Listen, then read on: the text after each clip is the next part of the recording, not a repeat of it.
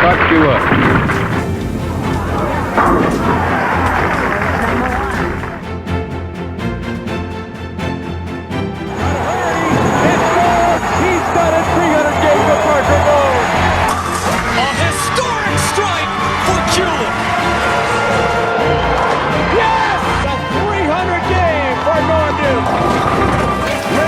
Has done it again for the 9th time. Strike to claim it, and he got it! Bowling history. The only player ever to win 5 U.S. Opens.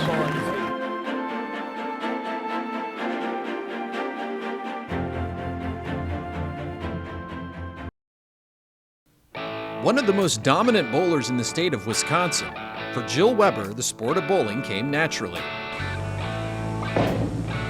Good speed right up the track. Once again, nothing but pocket shots. Jill Albrecht. Winning numerous local bowling titles, 3 women's championships titles, and named Wisconsin Bowler of the Year for 4 straight years. Weber grew up in Waterford, Wisconsin, and was introduced to bowling at a young age.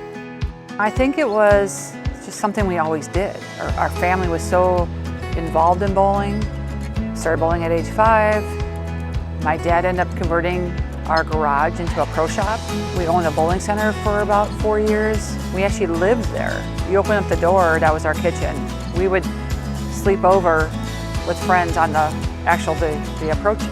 I bowled everything. I bowled all the junior tournaments, YABA, all of back then what it was called, and I got success. I won things. A lot of it came pretty natural, so I think once I started to win things at a young age, that hooked me. I'm very competitive. Weber would join the Professional Women's Bowling Tour in 1990, and later, in 1993, she would win her first title at the New Orleans Classic. You win that first title, it's going to give her all the momentum in the world to continue. That's it. Look at her. Tears of joy for Jill Albrecht. My tour win was super exciting. I'll never forget that. Never thought I'd win a title, always hoped. And that was in New Orleans. So that plays a special place in my heart. She's still shell-shocked, her first career win. Jill, your thoughts? I never thought it would happen. I still don't believe it. In addition to her pro title, Weber has won 3 women's championships titles, including a doubles championship and 2 team titles with her team, the High Roller Cherry Hills. All of the titles with my friends throughout the years, that's what's special. They were with women I bowled with on tour. Wendy McPherson, Carol Giannotti, Marlis Tapp, Gina Dereshevsky, myself.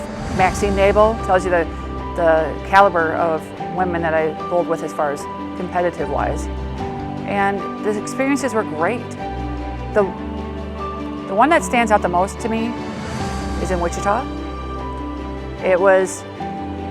We were bowling with a squad of teams that we knew if we were the high out of that squad, we could have a good chance of staying up there.